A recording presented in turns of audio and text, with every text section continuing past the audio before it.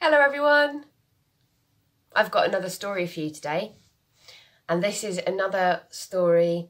It's not one that I've written, it's not a story that lives in a book, it's a story that storytellers tell. They keep it in their heads, keep it in their hearts, and then tell as many people as will listen. This is one of my very favourite stories, and I've told it to all sorts of people. It's not a story for little kids, it's not a story for big kids, it's not a story for adults, it's a story for everybody. It's also a story I have heard being told in lots and lots and lots and lots of different ways. I've heard it with a king as the main character, I've heard it with a child as the main character, I've heard it with monsters and giants and all sorts of different ways of telling it and different descriptions. And so, down there in the comments, I'm going to write some activities that you could do with this story at home. Activities like drawing, writing your own versions of the story, telling your own versions of the story, making arts and craft work all about, doing some thinking tasks about your own life and your own feelings. So check it out, and if you enjoy it, you are very welcome to send me some of the images or put them below of the work that you do. This story, well, I'm going to stop yabbering. Stop yabbering and get on with the story, because it's a good one.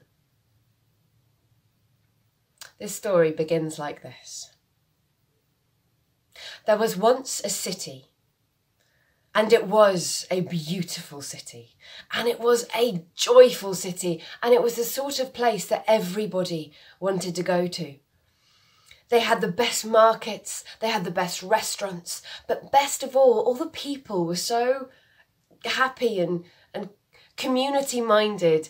You could just feel it as you walked down the streets. You saw neighbours chatting to each other over the fence. You saw people helping one another. You saw big events where everyone kind of got together and had meals and told stories and sang and danced. And it was just a wonderful place to live.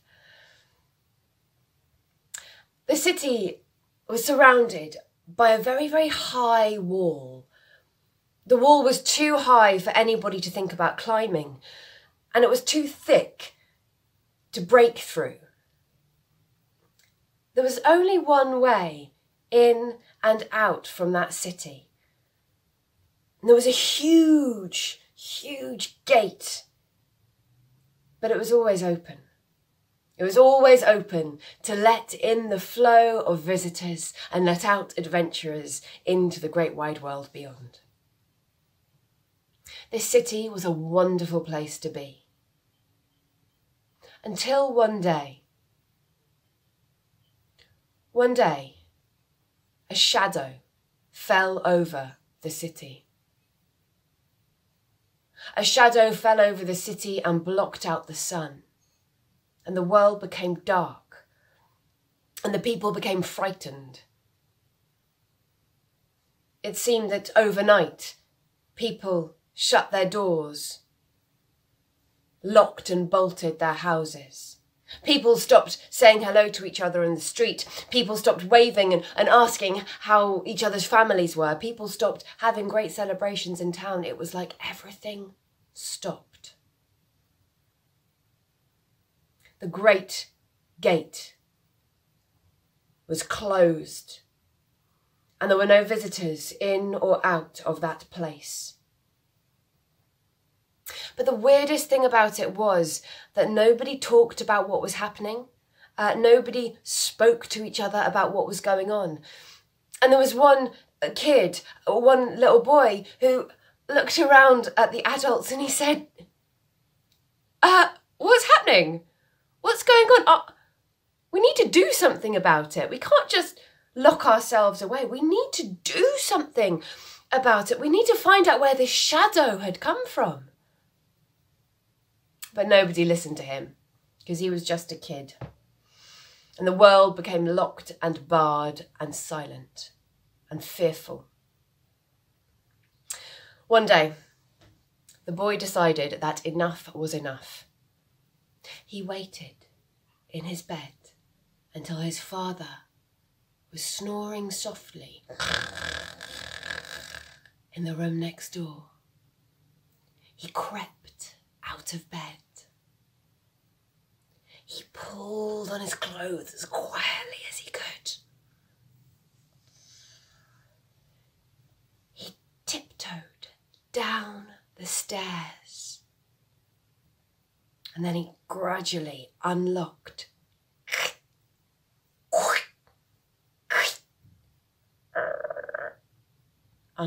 all those locks his father had put on their front door and pushed the door open. It was night. The stars were bright in the sky, but the city streets were silent as the grave. The boy gathered his coat around him and he walked through the city streets towards the great gate. He didn't know exactly what he was going to do, but he knew he must do something, that something was blocking out the sun, that something had turned his home city into such a dark and fearful place.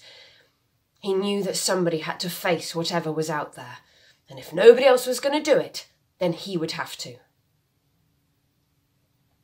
His footsteps echoed through the city until finally he was there, standing, staring up at the great wooden gate, a great big iron lock locked across its centre. The little boy's heart was pounding in his chest, but he knew what he had to do.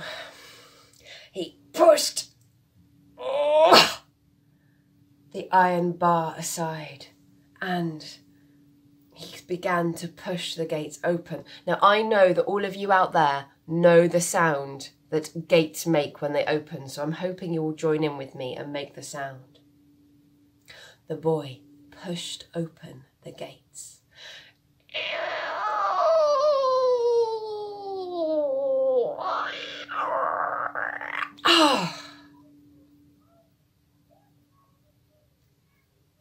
The little boy found himself staring up at an enormous monster. It was so tall and fearful. Its great ugly head blocked out the sun. Its teeth were like tiny little iron nails.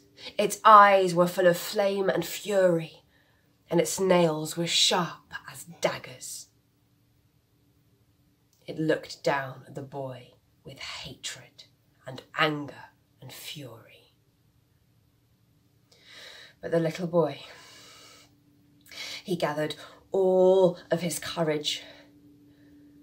He closed his eyes and he took one step forward. Everything in his body was screaming at him to run back home, shut the gate, get into bed and hide under his duvet and pretended that none of this was happening. But he knew something had to be done, so he took another step towards the monster. Oh, his heart was pounding a fearful, fast rhythm in his chest, and his hands shook. But he took another step forward, and another, and another, and another towards the monster. And as he walked forward, he noticed that something very strange seemed to be happening. As he walked towards the monster, it seemed to him that the monster, with every step, was getting smaller and smaller and smaller until eventually it was so small the boy could pick it up and put it in his hand. I mean, it was still scary looking. Its eyes were still full of flame and fury, and its fingernails were like little tiny daggers, and its teeth were like very small rusty nails, but it was just very small now. "What are you called?" said the boy. "I am Fear," said the giant. "I am what scares you." The boy put the monster called fear into his pocket. He turned around and walked back to the city. And by the time he reached his house, the sun had come blazing up in the sky and bathed the city in a golden sunlight. And people pushed open their doors and stood out on the streets, and it seemed within a matter of moments that everything went back to as it had been before. People were smiling and waving and laughing and talking to each other. And soon the markets were reopened and the great gates were left wide open, and visitors started coming in and adventurers started going out. And very soon things were just as they had been before. And the city was once more a wonderful place to live. Now, I would like to tell you that nothing bad ever happened again and that the city had no more problems. But I'd be telling you a lie. There were other times when shadows and fears caught the city's heart and people started locking their doors and hiding and not speaking to their neighbours. But each and every time that happened, there was always, and there is always, a brave young man, a brave young woman who has the courage and conviction to walk out into the world, because they know, just like that little boy knew, that when you face your fears with courage in your heart, they are often a lot smaller and less frightening than you first thought.